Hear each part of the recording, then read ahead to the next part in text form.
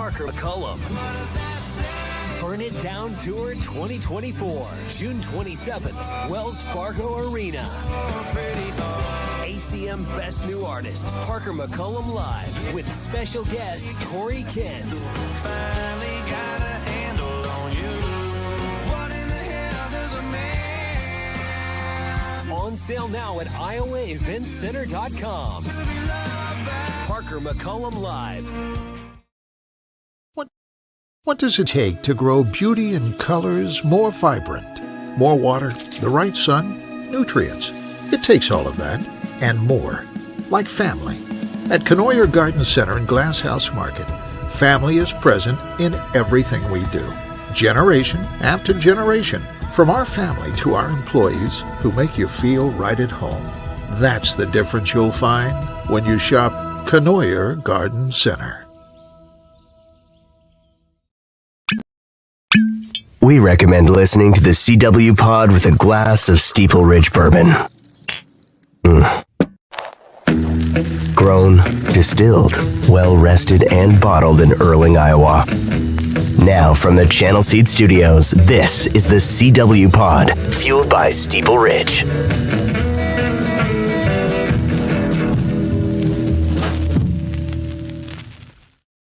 All right, what's up? A little instant reaction is I can tell Andrew Downs was laughing at the voice guy saying Iowa. Iowa. It's good to be on Iowa everywhere. I know what you were doing. I can see it through the little studio thing. Welcome, everybody. Well, this will be fairly 15, 20 minutes. I got to run a little softball tonight. My 4-year-old Andrew's got her first game. Big night. But this was an episode that had to happen. And you're the perfect person to bring on for some perspective. You're the biggest Iowa fan I know. For those of you listening on the podcast, Andrew Downs, my longtime KXNO partner, friend, and Hawkeye super fan, joins me here on Little Instant Reaction. So Lisa Bluder has retired as the Iowa women's basketball coach, and they quickly announced Jan Jensen as her replacement. And I guess, so it's funny. So Aiden is living at my house for a couple nights a week right now, okay? And because he's waiting on his apartment, and he comes upstairs and he says, "Hey, Lisa Bluder just retired." And I go, "What?" And I said, "Okay, I need to go on a walk around the block because I need to process this, and then we'll go on." And I was thinking, I'm walking through it, and I go, "It's Jan Jensen. You just promote her. That's the easy choice to make." Or Baranchik, if she, for some reason, like in the middle of May, wants to make a move. But like this just makes too much sense, mainly because of the name, image, and likeness era. What they've done in the portal, what they have coming back, just the continuity to keep Jan Jensen. Like, first of all, like that's where we start this, right? Is a no-brainer. Yeah, absolutely. And the one kind of, and Iowa kind of took some of the legs out of this conversation by making that announcement so quickly. But when this first hit, like I think all Iowa fans, I was pretty shocked by it. I didn't expect this, certainly not this late in the kind of off-season game. And first and foremost, shout out to Lisa Bluder. I mean, she's earned the right to go out however she wants, and she's done nothing but great things for Iowa. And man, talk about going out on top with having Coach Caitlin Clark and back-to-back national championship games and all that. But the thing that, because that was the first reaction, Jan Jensen makes sense. She's been with there. She's been the most prominent face of that program other than Lisa Bluder for 24 years now. She's credited with a lot of, especially the post play, and I think after Megan Gustafson and her National Player of the Year campaign a few years back, really elevated Jan Jensen's name within the Iowa fan base, but also probably nationally on the coaching stage. But I guess I always kind of thought of her the way I think of Phil Parker with Iowa football, in that if she wanted to be a head coach, if she had that desire or that aspiration, she could have and probably would have done it by now. She certainly could have gone to a different lower level school and started her head coaching career probably decades ago, certainly within the last 5 years. Mm-hmm. And again, like Phil Parker, my thought was she decided, hey, I'm happy where I am. I don't have to be the face of the organization. I don't have to be the one where the buck stops and answering all the questions. I'm making good money. I like living in Iowa City, and I'm very successful. And I'm just going to ride this out until it ends. And so that was my first thought, was Jan Jensen would make a lot of sense, but is that something she wants? And my initial reaction was probably not. And so then, not long after that, you see the announcement that Jan Jensen has been named the next head coach. And I think that's then when you start to think of, okay, the timing of all of this. Clearly, this wasn't a surprise to Iowa or to Beth Getz or to Jan Jensen. This is a conversation that's been happening with Lisa Bluder because these are good friends. She's not trying to leave anybody in a lurch. And to make an announcement this quickly, obviously this was, kind of planned. I don't know how long, but it's been planned. The continuity of it is the huge thing because one of the first things I saw after the announcement was, hey, this opens the portal for 30 days for Iowa players. I mean, this is a coaching change. And you feel pretty good about where Iowa women's basketball is at. But if you're Hannah Stulke and all of a sudden your coach isn't there and, you get a call and some NIL money from another big time program, maybe that's a compelling thing. And so I think the continuity of it, like you said, Chris, is really just huge. Hopefully this keeps, like players like Lucy Olson, who's coming in, keeps her engaged, but also the players that you have, the recruits that you have, the kind of trajectory this program is on right now. Hopefully this keeps that all intact. Yeah, it's a no-brainer, especially just in this era of player movement. The best decision is always to promote from within if you have a worthy candidate. Clearly, Jensen is a worthy candidate. And then it's more than even we talk about the players on the team, but recruiting, right? So Jan's like a huge part of that. And you look at the fact that I'm assuming she retains the entire staff. So basically, I mean, you go from having to completely blow everything up, even if it's, let's say, like Jenny Baranczyk, who's the first name I think most people probably had come to their head. Man, like that's a process. So that would take a couple of days at the fastest scenario. She got to hire a staff. Then you got to re-recruit your team. Man, you just promote Jan Jensen and you just basically hire one more staffer. All the recruiting connections are already in place for your next class. And I would assume that all the players stay put to play for Jan because she was such an integral part of this program. So again, like I think we saw this like with Michigan football, right? Like they could have gotten an NFL coach probably in certain scenarios, but it was better for them in the player movement era to promote from within. And just saw it with Ryan Day, right? Like we've seen this in these high-end athletic departments, high-end pro, and that's what Iowa women's basketball is now. It's a top 5 program where it makes more sense to keep your players and as long as you have that person. And this was a no-brainer, and it'll be I had forgotten about the portal aspect of this, but that is a very worthy. Yeah, and again, especially like this late in the game for a change to be made, you'd be asking a coach like Jenny Baranczyk or somebody else to kind of blow up their program at this point too, and you leave a lot of people in the lurch. And right, exactly. Yeah. And so I think the most logical thing is this is they're not putting an interim tag on Jan Jensen. She is the head coach of the program, and rightfully so. And I'm sure she'll be able to stay as long as she wants. But she's in that same age range as Lisa Bluder was, and we've talked a lot about Beth Getz's, the start of her tenure here is probably going to be riddled with some big coaching hires, and this is one of them. And she's already made this hire apparently, but there's going to be another one here in the not too distant future. And whether that's a year from now or several years from now, I think the name you mentioned, the Jenny Baranczyk name, is the one on top of most Iowa fans' minds. I mean, we saw what she did at Drake. You see what she's doing now at Oklahoma. She's a Hawkeye. You can bring her home and have that kind of, like Iowa State has with TJ Otzelberger, have somebody who you don't worry about them looking over their shoulder that much. They're young enough. They can kind of build a program and sustain something. And so maybe now this starts that conversation. And we put a Band-Aid on this situation. We fixed the hole in the boat so that, players aren't leaving left and right. Hopefully you've already had this conversation with Lucy Olson, who's the big name transfer coming in, and some of your other players, some of your recruits. And so they weren't shocked by this, certainly. And then now you can kind of lay that groundwork. And hey, in 2 years, when Jan decides to retire or whatever that is, who is our next person, and that's going to be the major hire for Beth Getz and this program, because as you just said, Iowa is in a position right now. I've talked about this for a while. It really feels like the sport is expanding to a point where there's going to be new blue blood schools. It's not just going to be UConn Correct. and Tennessee and South Carolina and LSU. Iowa has the opportunity in some of these non-conference preseason tournaments. It seems like Iowa is in that echelon right now. Getting transfers like Lucy Olson speaks to that. But you still have to kind of do the work now. You have to do something post Caitlin Clark to prove that you are that blue blood level of a program.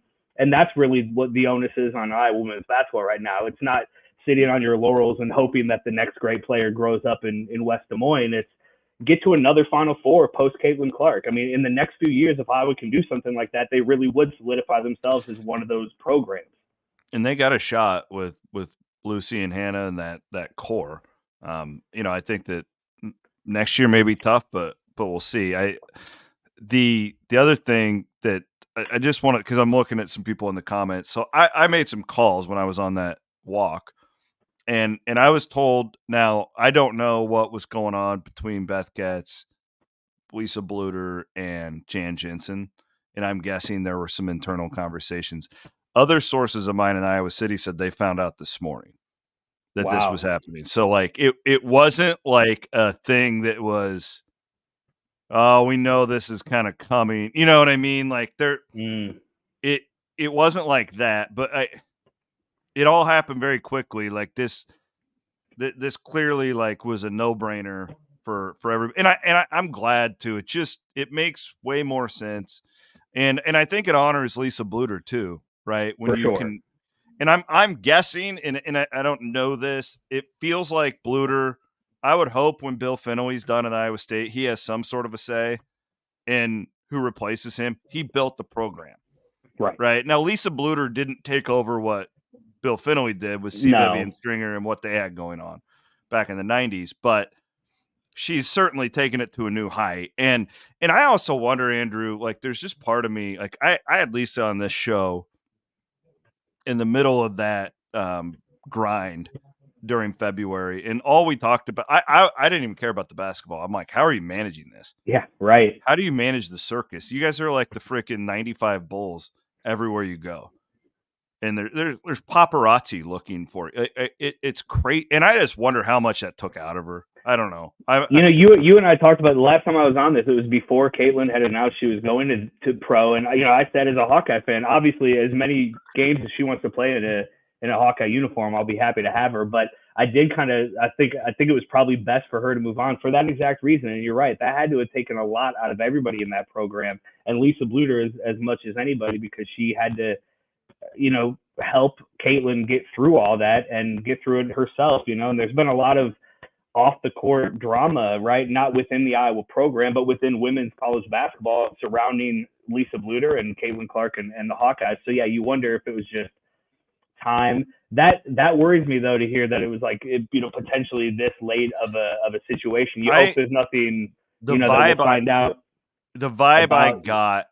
Yeah. The vibe I got was that she went on vacation, came back, and she wrote this in her letter too. So I'm like, yes, I'm taking her at her word. And then what else I was told was that she just probably sitting around on a hammock on vacation or whatever she was doing. You know what? I kind of like this. Yeah. Like I'm out. I do wonder, it's going to be interesting to see, like, how did Iowa get around any legal obligation to open this job up, to interview people? It's going to be interesting, as I'm sure we will find out, whether it's through Iowa and Lisa Bluder or through, great reporting by like Chad Leisico and Scott Docterman and guys like that. The process of this whole thing and the timeline of it and how they got her. I mean, because that was like one of the whole things with the Iowa offensive coordinator search. A lot of people made fun of the fact that they were posting that job like on Indeed.com, but it was like, hey, we have these legal obligations to do this thing, and it's going to be interesting to see kind of how this all played out. Yeah, it certainly will. And then I hope, I think Lisa's got a little bit of an opportunity here too, as the coach of Caitlin Clark, right? Like, she has an awesome personality. when you get her like comfortable. I think she could do TV, and I Yeah. think that in a weird way, this doesn't do Iowa fans any good. But I think in a weird way that Lisa could do more outside of coaching Iowa, like for the sport of women's basketball. Hell, maybe ESPN brings her on as a WNBA commentator. Like, I don't know. Like, I'm just throwing things out there. But again, I read her letter to Iowa fans in the press release, and I'm just reading between the lines. It doesn't feel like she's like done with the sport. Like, I think she's going to be around in some capacity. And you could tell, like in a lot of the, certainly leading up to the championship game, there was so much of that media coverage that was focused on where women's basketball is now and how far it's come. And she would talk about, she was one of those players in, the 70s and the 80s who didn't get any coverage and who's, at times their records aren't even recognized. And so, yeah, you could absolutely see her doing more. Maybe there's a role with the WNBA now that she's got several players who are marquee players in that league, and as that league begins to expand and hopefully adds more teams and more TV and all that, so it's going to be interesting to see what she does, because I think you're right, she's not just going to go off into the sunset. Couldn't you see her too on like the NCAA tournament coverage next year? Yeah, I mean, we have all these former players and stuff. When we're using like WNBA players, like we need a great coach like that. I just think because of one, she has a great personality and she's a very good speaker. But two, because of like she's Caitlin Clark's coach. Yeah, the biggest star in the history of the game. That's her. And she doesn't have any of that negative connotation that like a Kim Mulkey has, right? Which I guess on TV maybe you want some of that, like the back and forth, but. You're right. She's so knowledgeable. She has such a great personality. She's Caitlin Clark's coach. You could see her finding a role like that moving forward, and then obviously she'll be a part of Iowa women's basketball history and lore, and I'm sure she'll come back a lot and be a part of this program moving forward. It'll be interesting to see how they decide to like honor her. Is she statue worthy at this point? I mean, knowing Iowa, there'll be a statue up next week. Because they don't even wait to retire Drew. They just put them up. Just put them in the raft. Only for some people. But yeah, no, it's going to be interesting to see like what that looks like moving forward. And then, and I see Thomas in our comments says, Jan's only 55. So maybe this isn't a 1 or 2 year deal for her. Maybe who knows? Maybe her whole plan was, I'm going to take over for Lisa whenever that comes, and I'll be a 10-year head coach, and I'll take Iowa to the next level. We'll see. Those are my favorite people in college athletics, though. Like you said, Phil Parker, like John Haycock comes to mind for me. Like Kyle Green is like that at Iowa State. Like Kyle Green could have been a head coach a million times when he was Ben Jacobson's assistant at UNI. And these guys and gals that are just happy, they're like, I don't need to be in the spotlight. I'm just going to keep grinding in the background. Like I'm really happy that Jensen gets the job. That's a neat story. And again, I think it really puts an exclamation point on Bluder's career that they thought so much of her, number 2, to just we're not even going to think about it. Right. Also, look up some of Jan Jensen's stats as a player. Oh, like she was in high school, and at Drake. I mean, she's a legend. She was averaging like 60 points a game. It's nuts. Like I interviewed her a couple of years ago for the Murph and Andy show and just doing research on her. And then she's so likable. She's so awesome. I mean, she's going to carry that thing about the Iowa women's basketball program that all Hawkeye fans fell in love with over the last couple of years as the coverage became more and more, it was more than just them winning games. It was like you fell in love with their personalities, the little circle they do before games and talk to each other, the way Lisa Bluder carried that program. And it feels like Jan Jensen's going to just take the baton and keep going with that. And so, yeah, I feel really, really good about that. Great move by Beth Getz to kind of make this happen so quickly, kind of eliminate a lot of the conversation about this, and certainly any of the uncertainty moving forward. Appreciate you, AD. This was Hassel's literally in the we do have an update here real quick as we sign off, because Hassel's in the hospital with his dad. So Don, if you're watching, shout out to me. And Aiden's got the reaction. Hassel's dad says, damn it, why couldn't it have been Fran instead? So it's good to know that Don is feeling better. He's got a sense of humor still. He's getting back. That is a live picture of Don Hassel in the hospital. So, no, it's all good. Thanks, AD. AD has another job. Man. So it was good for him to jump on. All right, get back to work. AD, Appreciate it. Andrew Downs, Aiden Wyatt as well, producing today's little instant reaction pod here on Iowa Everywhere. Signing off from the Channel Seed Studios, Chris Williams here. I do have a CW pod coming up tomorrow. We have Making Memes with Peterson and Bohannon. That's coming up. I'm sure they'll talk about this. And then CW pod tomorrow is very Iowa heavy too. It's Brad Heinrichs, the executive director of the Swarm Collective, joined me earlier today. It was a really good podcast. I think you guys will enjoy it. That's coming up tomorrow here on Iowa Everywhere. Have a great Monday night.